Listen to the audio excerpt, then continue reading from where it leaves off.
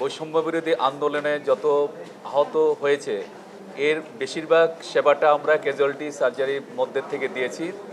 তার পাশাপাশি orthopaedics, urology, neurosurgery, I, ENT প্রতিটা ডিপার্টমেন্টই তাদের থোরাসিক সার্জারি তাদের ডিপার্টমেন্ট ওয়াইজ রিজিয়ন ওয়াইজ এই সার্ভিসটা দিয়ে গেছে। তো মেজর যেই প্রবলেম আমরা ক্যাজুয়ালিটিকে দিয়েছি সেটা হচ্ছে যাদের পেটে আঘাত গুলি লেগেছে, বুকে গুলি লেগেছে, এই সমস্ত পেশেন্টগুলিকে আমরা এই আমাদের ইউনিটে আমরা সার্ভিস দিয়েছি। এখনও এখানে 34 জন পেশেন্ট আমাদের আন্ডারে ভর্তি আছে, অনেকেই সেবা নিয়ে ভালো হয়ে চলে গেছে।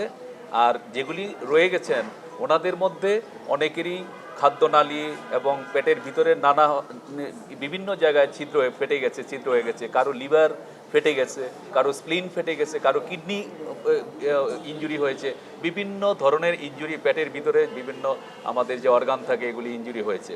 তো সেগুলির থেকে এখন পোস্ট অপারেটিভ স্টেজে আছে সবাই একটু হিলিং স্টেজে। অনেক পেশেন্টই এখনও আছে যে ওনাদেরকে ছেড়ে দেওয়ার মতো পরিস্থিতি হয়েছে। আর কিছু কিছু রুগী আছে ওনাদেরকে আবার স্টেপ বাই স্টেপ অন্যান্য ধাপেও যেতে হবে।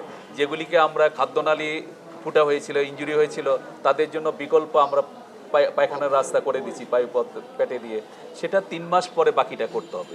কারোর আছে যে কোনো জায়গায় চামড়া স্কিন অনেক লস হয়ে গেছে হাতের থেকে পায়ের থেকে, ওই ধরনের রুগীগুলিকে আমরা একটা নির্দিষ্ট সময় পরে প্লাস্টিক সার্জারির সহায়তায় একটা স্কিন গ্রাফটিংয়ের ব্যবস্থা করব। কিছু আছে নিউরোলজিক্যাল ইনজুরি, গুলি লেগেছে এখানে, হাত কিছুটা অবশ হয়ে গেছে, বিকলাঙ্গ হয়ে গেছে, মেরুদণ্ডের মধ্যে গুলি ঢুকে গেছে, পায়ের 2 পাই অবশ হয়ে গেছে। ওগুলি আমরা নিউরো সার্জারি এবং নিউরো মেডিসিনের সহায়তায় ওনাদেরকে সুস্থ করার ব্যবস্থা এবং ফিজিওথেরাপির সহযোগিতা লাগবে। তা আমাদের যেগুলি এখন ওনারা যারা আছেন এখন একটা নতুন জিনিস আমরা দেখতে পাচ্ছি, যারা সুস্থ হয়ে বাড়ি যাওয়ার অবস্থা, এর মধ্যে কোনো রোগীর আবার ইনফেকশন প্রবণতা 1-2 জনের মধ্যে পাচ্ছি। এটা হয়তো এমন হতে পারে আমরা তো ভিজিটর কন্ট্রোল করতে পারছি না, আমাদের ওয়ার্ডের মধ্যে প্রতিনিয়তই রোগীর অ্যাটেন্ডেন্ট আছেন, ওনাদের আত্মীয় স্বজন আসেন, বিভিন্ন গ্রুপের লোকজন দেখতে আসছেন ওনাদের সমবেদনা জানার জন্য। তো এই কারণে আমরা একটু বিপাকে আছি যে আমাদের কন্ট্রোলিংটা কম হচ্ছে। আশা করি যে আজকে আমাদের উপদেষ্টা মহোদয়ের ব্রিফিংয়ের পরে এই জিনিসটা আরও তো কন্ট্রোল হবে। আমরা আশাবাদী। এখানে এখনও পর্যন্ত আমাদের এমন ধরনের কোনো রুগী নেই যে অন্যত্র কোনো বিদেশে পাঠাতে হবে বা কোনো আরও অন্য হাসপাতালে রেফার করতে হবে। আমাদের যে ক্যাপাবিলিটিস আছে অন্যান্য ডিপার্টমেন্টের সহায়তায় আমরা মনে করি বাকি রুগীগুলিকেও সম্পূর্ণ সুস্থ করতে পারবো।